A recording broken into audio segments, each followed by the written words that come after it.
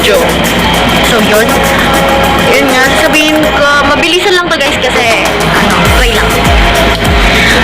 Hindi muna ako naglagay ngayon ng Brightest Skin Essential kasi ang hapdi niya guys.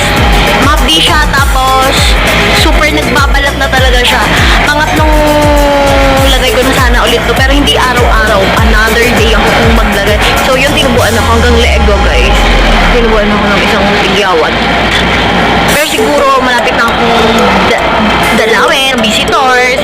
So yun.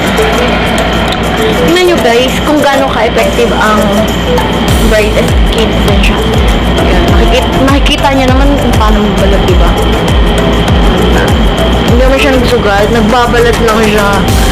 Super nagbabalat lang talaga siya guys. Ayan, ayan, ayan. Kaya nakikita nyo ang kitag niya na, diba?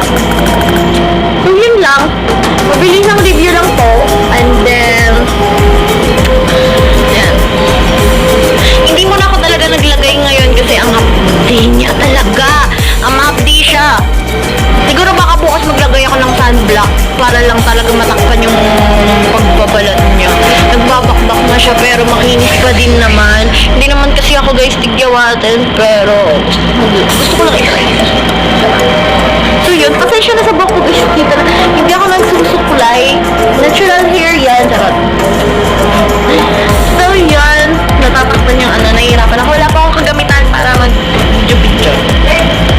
So yun, inuulit ko pa, huwag po akong kalimutan i-subscribe para updated ka sa more videos na i-upload ko. Okay? Thank you for watching. Please don't forget to subscribe and click the bell button. See you in my next video.